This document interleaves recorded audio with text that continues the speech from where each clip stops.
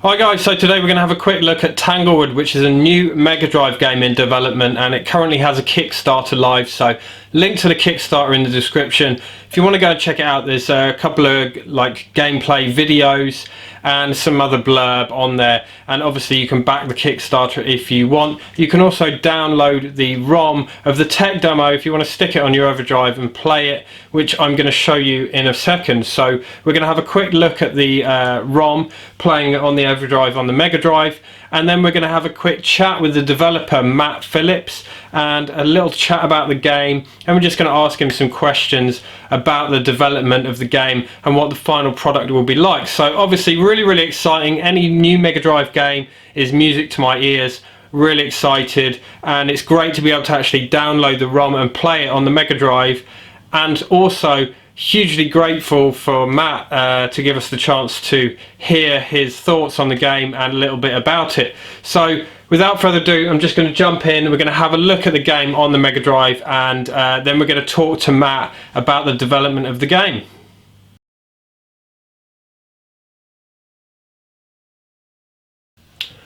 Okay guys, so we are going to play a bit of the Tanglewood tech demo, and this is on original hardware. I'm running this on my Everdrive, and it's a Mega Drive Mark 1. So if you want to play this game, or this demo rather, you can download it and stick it on your Everdrive, stick it in your Mega Drive. So this is, yeah, as you can see on screen there, tech demo build 00.15. It's a very early tech demo, so it's not even really a demo. Don't take this as in any way an indication of what the final product's going to look like or what the final gameplay is going to look like. We're just going to get a little vibe of what the game's all about. And yeah, it's running through RGB SCART, and then SCART to HDMI converter, and then HDMI into my capture device. So we've gone through a couple of devices to get to my laptop here, so the picture etc might be a little bit off from what you'd expect, but still original hardware. So here we go, Tanglewood tech demo.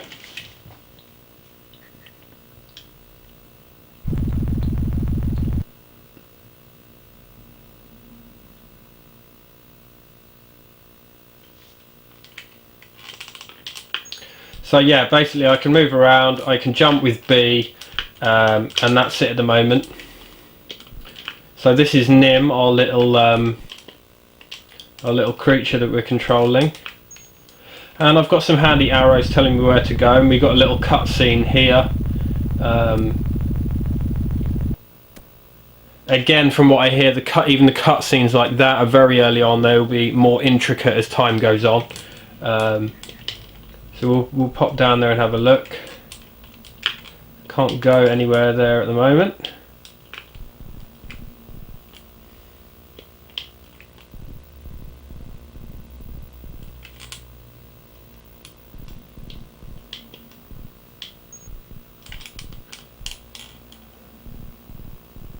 So the whole game kind of revolves around day and night cycles, so you will encounter more dangerous enemies during the night than you would during the day. So here in the day we can see it's relatively safe. There's not much about. These little things, if you jump in them, they shoot you up in the air so you can get up to higher levels. And there we've got this little arrow sign saying you know, put the fuzzle here. So these little fuzzles you collect, these little fuzzy ball creatures, you put them in these little nests, and then they will reward you by giving you a certain power. So here we've got a yellow fuzzle, so if I hold C, which is like the action button, I can roll this little fuzzle into his nest, and then hopefully it'll reward me with a power. So if I go here and I think I hold C, yep, so I got the power of that fuzzle. So what will be happening in the game finally is you will get different powers from each fuzzle. So you see he's giving me this power to glide, so if I jump and hold C, I can glide through the air. So there'll be different fuzzles with different powers and what have you. I'm not sure how many. I know there's a green one that gives you the ability to stop time, but I'm not sure other than that, and I'm not sure if it's even been decided yet. So we see there I can't progress up there, so presumably I've got to glide over. So if I can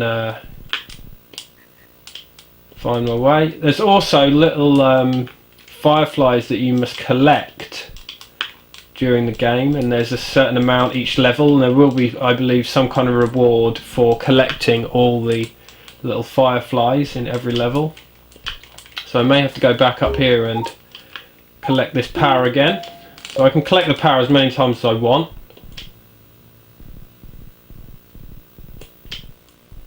So let's try jumping off here.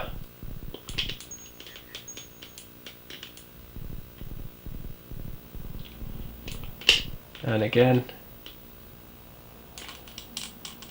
Okay, I've gone a bit further that time, so let's see what's around. Okay, so now you see it's night time, so now the game's changed to night time. It's become more dangerous, so we may encounter some dangerous enemies. Now you may notice that there is no background music. See here I'm in some water that is really hard to traverse, so you kind of want to try and go over it if you can. But yeah, background music will be added to the game, some atmospheric music of some sort, but there is no music at the moment. So this creature is extremely dangerous. I believe it's a one-hit kill if he catches me. Whoa! So I want to try to avoid him, and we need to get rid of him somehow. So let's go up here and jump back here. So we see here I've got this boulder that I can roll ever so slightly near the edge, and then hopefully I can sort of coax him near the edge and drop this on him. So you hear that roar there. I believe that roar means that he's coming. So once you hear the roar, he should be on his way. Where is he? Oh, there he is. Come back. Come on. Let's try and get him back over here. There we go. One dead creature. So we can now progress past the little area where he came out. I haven't actually found any fireflies, have I, on this run through, but they are hidden about. I believe some of them are very difficult to find.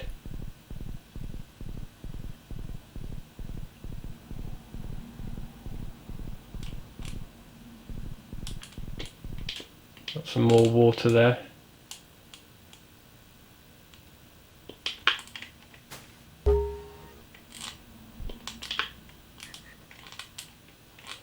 So we've got these fuzzles here, and I guess they're sleep. Oh, there's some fireflies. Look, so I've got two there. But I'm guessing these fuzzles are asleep because it's night time, and maybe I can't get the powers at night. I don't know. But that's the end of the level. I think Nim there is going to go to sleep, and then we should wake up the next day, which is the next level. I think it's two levels in the demo.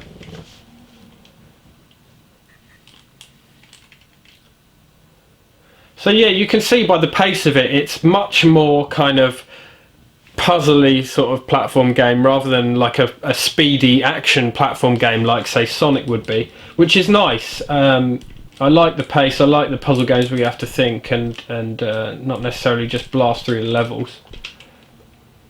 Let's go up here. There's a couple more fireflies there. Not much else up here.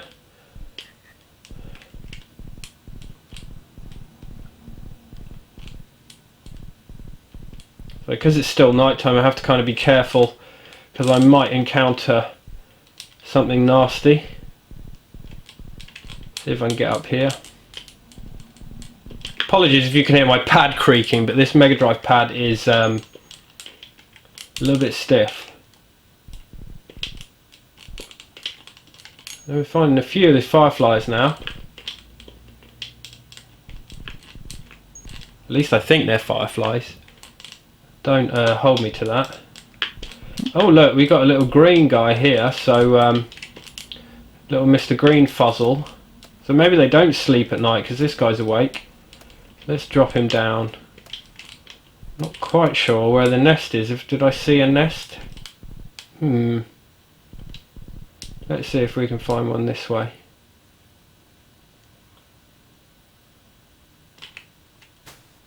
Okay, I can... Oh!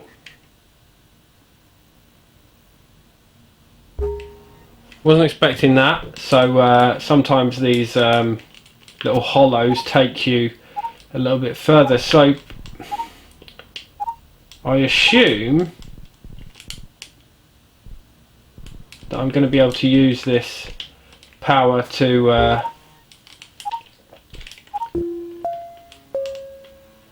pause time and get around this guy.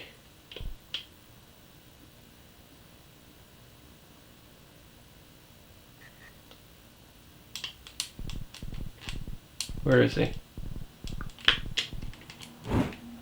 Oh.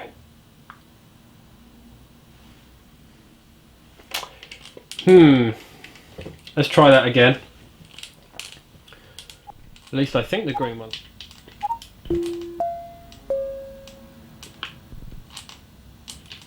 Ah, so I have to hold C down. I think I just pressed it to pause time before, so I want to hold C. So I'm going to wait a second for my power to run out, because I don't think you can top up the powers. You have to wait for them to actually run out. And then we'll go and take on that that creature.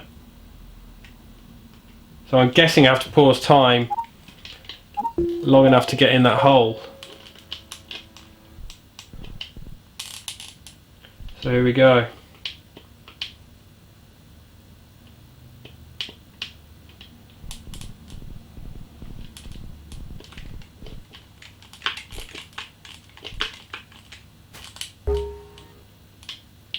There we are.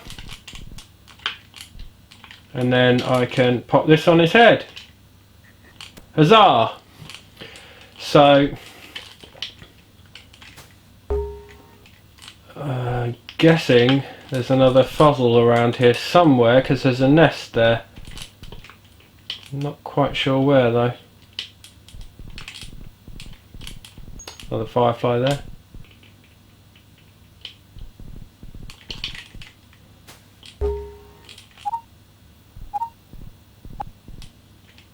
Oh.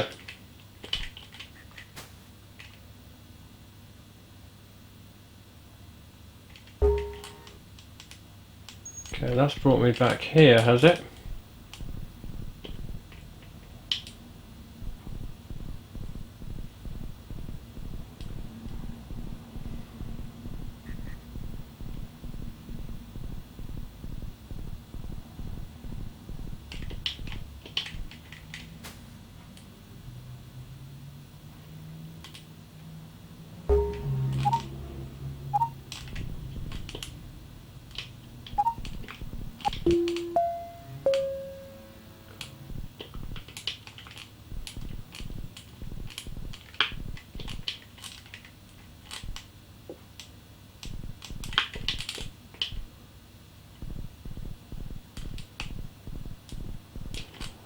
Okay.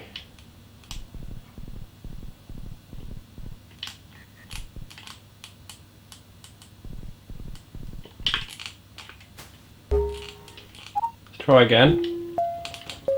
Guessing I have to just jump really far off the edge of this one. No. I'm thinking there must be a gliding one of those gliding fuzzle things somewhere. Okay, so we found the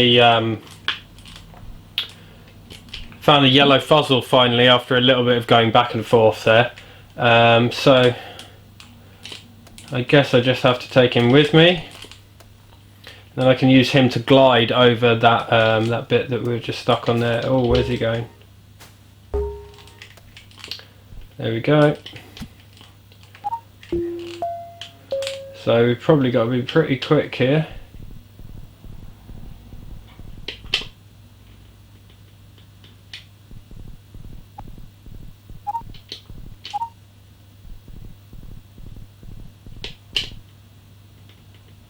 There we go, we got up there and there's two little fireflies there. Let's not glide too far just in case I can't encounter any creatures.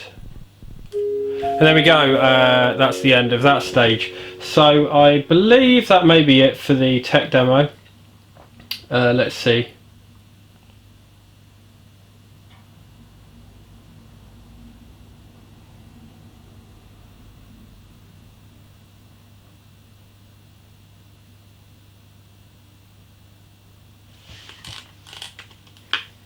Maybe not.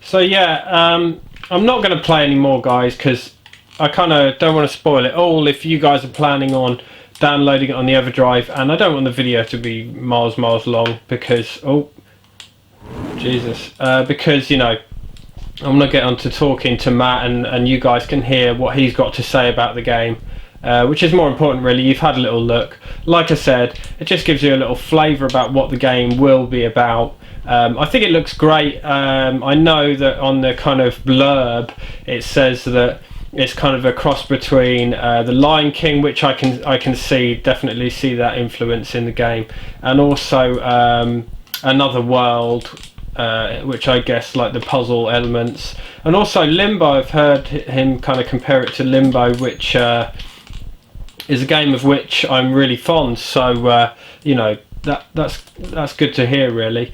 So yeah, it's good fun. It's obviously got a long way to go. Oh sugar. It's obviously got a long way to go before you know, it's ready, but you know, had a little look there, and let's go and talk to Matt and see what he's got to say about the game and the development. Right, so hi Matt, thanks for agreeing to chat to us and show everybody Tanglewood and have a little chat about it. Now everybody would have seen a little bit of gameplay that I've just been playing on the Mega Drive there, on the Everdrive, and just give us a bit of background about yourself. How did you kind of get into the industry to start with, and what are some of your, you know, proudest moments during your career so far? Yeah, sure. So, hi, my name's Matt. I'm a 30-year-old games programmer living in Sheffield, working in Nottingham. I started out graduating from the University of Salford with a first honours degree in computer and video games. I was then snapped up by Traveller's Tales as a junior games programmer. I worked there for about 5 years, writing audio systems, visual effects systems, things like that. Then I moved to Crytek in Nottingham until that became Deep Silver Dambuster Studios, and I worked on Homefront: The Revolution there. So I've got about 14 AAA titles under my belt. I've worked on everything from low-level engine stuff to entire games, and the tools and level editors. Probably my most proudest moment was the port of Time Splitters 2 to PS4 and Xbox One for the in-game arcade machine in Homefront: The Revolution. That's quite a big job. I love porting legacy code bases. One of my favourite things to do. I just love old code, old hardware in general, to be honest. Great, yeah, that's fantastic, that Time Splitters 2 port, actually. Great job on that. So is this your first time programming anything for a Sega console? It's my first time programming a game for a Sega console. Okay. I've dabbled about with tools and utilities for other ones. I've got a little bit of Sega Saturn and Dreamcast experience under my belt, but that's mostly messing around with the dev hardware I've got, getting Hello World to work, little tools. I've got a very basic understanding how they all work, but nothing compares to my love of the Mega Drive. One thing I would like to just say to everybody at home, and it's something I heard you say on Gross's stream, is that a lot of people have said before, when like a Dreamcast game or a Mega Drive game is made, people suspect that sometimes it's just bolted on to get a person more exposure, say, for a Steam game, whereas this really is first and foremost a Mega Drive game, isn't it? Yeah, this is it was designed. The whole project is to make a Mega Drive game right from the start, right to the end. It will be for that. There is a PC version available But that's only because obviously not everybody has a Mega Drive these days, and I don't want anyone to miss out on the game. Sure. But yeah, first and foremost, this is a Sega Mega Drive game. It's a real release on real cartridge, and that was the whole point of the project from the start. So you grew up with a Mega Drive, did you? Yeah, I had one since I was about 8 or 9 years old. Borrowed one originally, fell in love with it as a child, and then it was ripped from my hands back to its original owner. I was very upset.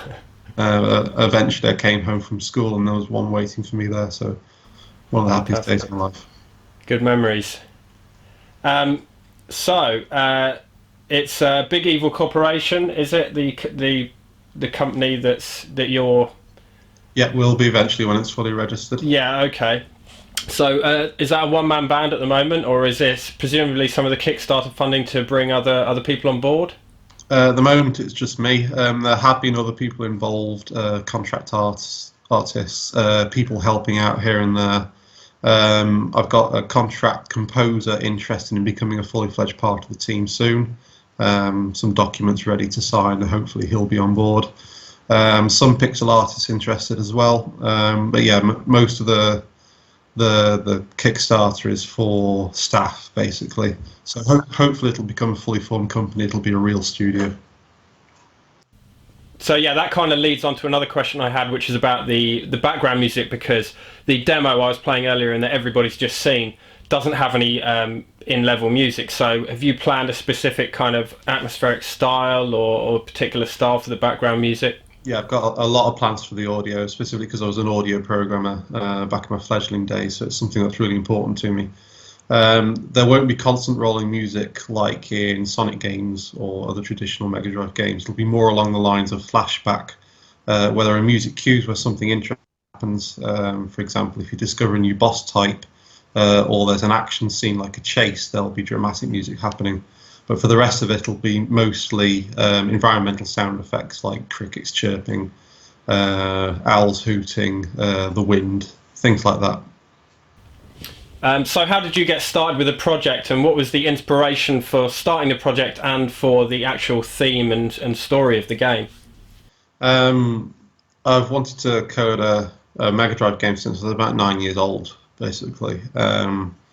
It was an unfeasible dream until I gained some real programming skills and I discovered there was development hardware actually available to buy at some point. When I was working at Traveller's Tales, they got the idea in my head to try and learn an assembly language, specifically the 68000 CPU, because they're huge Amiga nuts over there, and they thought it might help my career if I learned something low level. So I went for it. And then realised actually this is applicable to Mega Drive program. It's the same CPU, so this might be my chance to actually try something like this. As for the game itself, it's mostly inspired by Limbo. I really like the dark atmosphere of Limbo. I really like dark platformers like that and the puzzles involved. And it fetches a lot from Abe's Odyssey too. I really like the environment of Scravania and the Paramonian temple levels and the trials and things like that. I like the feeling of loss and despair of these kind of games, and it was something I wanted to recreate on a 16-bit platform. Well, that was one thing I noticed playing the demo, is that it's very much paced more like a puzzler, and I love Limbo, and it is kind of that kind of pace rather than rushing through platformer like say Sonic would be. So I think that there aren't that many of those types of games on the Mega Drive necessarily, so that's a good thing. I think Flashback was the big one, and another. Other than that, I can't think of games that were in that kind of style. Bearing in mind my Mega Drive collection's a bit embarrassing for somebody who's such a fan of the game. I really need to get that in gear and buy a lot more Mega Drive games.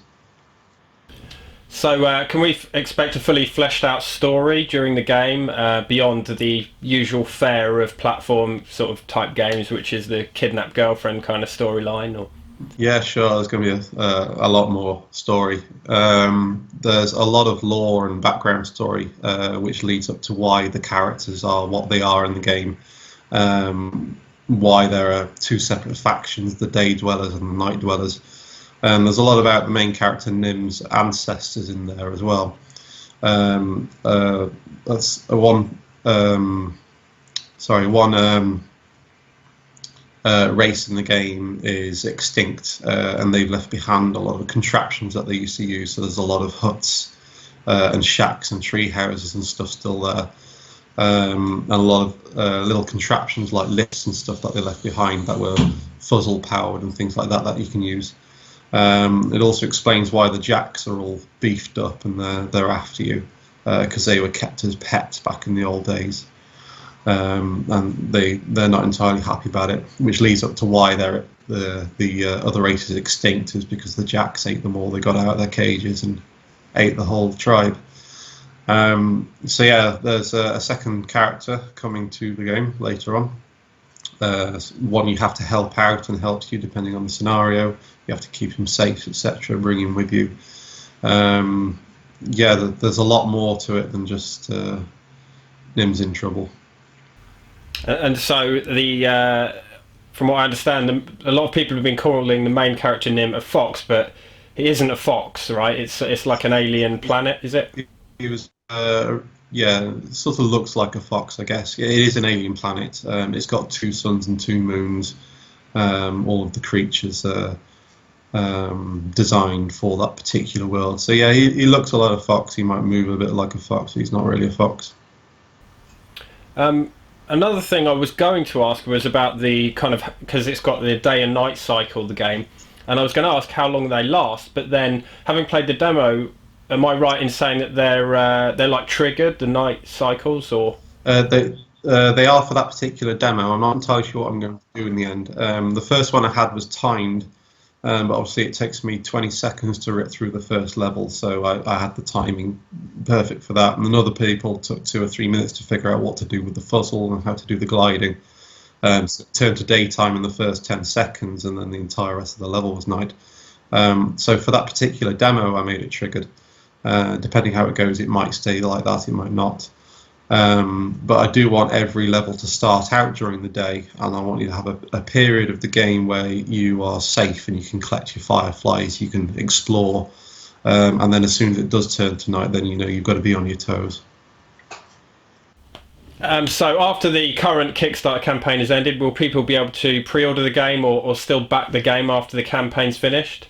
Yeah, I'm certainly hoping there'll be a full box on sale after Kickstarter's ended. Early days yet, obviously it depends on demand for this, but it's looking good so far. I've had this question a lot, so I'm hoping there'll be enough people interested to warrant a full on the shelf sale. Yeah, I think so. I think there's a lot of Sega fans out there who are just screaming for new Mega Drive games and new Sega games in general. So I'm fully confident that you'll make it with the campaign. Is there anything else about the project or things that you want to add to the game that you're excited to tell us about that we may not know about? Yeah, there's a lot of new gameplay changes I'm adding. Trying to flesh it out a bit. 'Cause at the moment, the test level's a bit sparse. There's not a lot going on between pushing the fuzzle, gliding, etc. So a lot more background work going into that. Lots of little tidbits to do on the side rather than just the main gameplay. One of the big things I've just finished is a rope and pulley system. So there'll be moving platforms where you have to pull a rope to move it up, or it'll be one of these fuzzle-powered contraptions that moves a lift or whatever.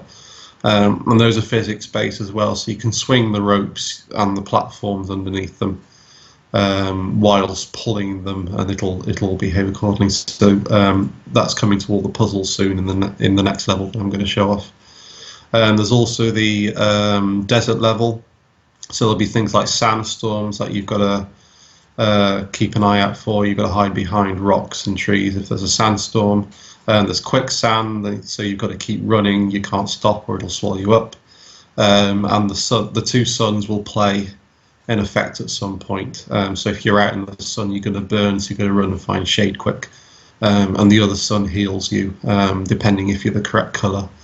Because the Tanglewood's all about colour. There's got to be lots of colour puzzles. You push fuzzles at a particular colour into a particular nest, and it'll do something different too. if you're a different colour, etc. So Okay. one of the examples I'd like to put in there is there are some blue twisted vines blocking your path, and the vines won't let you pass unless you're the same colour. So you've got to go and find the blue fuzzle, and then the vines will untwist when you get close to it because it sees you as a friend rather than a threat. Exciting stuff. Yeah, it sounds like it's going to be quite a lot of depth to the game, which is really exciting, actually. Yeah, there was a lot more I wanted to show in the current demo, but it was all in progress work and it needed a lot of bug fixes and stuff.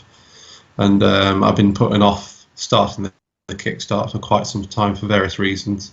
I thought, no, enough's enough. It's about time to launch this thing and just see if it actually works or not, because I'm just worrying myself making more improvements at this stage. Okay, so Matt, on the behalf of everybody watching, the Sega community and myself, I'd like to thank you for keeping the dream alive by bringing a game to the Mega Drive. And thanks so much for talking to us today. It's much appreciated. And thank you for having me. You're very welcome. And yeah, everybody go down to the description, click on the link to the Tanglewood Kickstarter and get backing. And yeah, thanks so much again, Matt, and best of luck with the project. Thank you very much. Cheers. Okay, guys, so yeah, a few teething problems there with the kind of setup on the Mega Drive, a little bit of feedback from the capture device, and also when I was interviewing Matt, obviously you saw at the end there the kind of the screen froze. But yeah, huge thanks to Matt for putting up with me, and yeah, for giving us the opportunity to talk to him. Really appreciated. Now there's a link to Matt's YouTube channel in the description, and he does some kind of update videos on the game. Obviously, as I said, link to the Kickstarter is in the description. Go and check it out. If you like what you see, you can back the project. And yeah, huge thanks to Matt for keeping the dream alive by bringing a game to the Mega Drive, which all of us Sega fans hugely appreciate, and I'm sure everyone watching agrees. So there we go, guys. That's Tanglewood, new game in development for the Mega Drive. Go and check it out, and I'll see you on the next one. Cheers.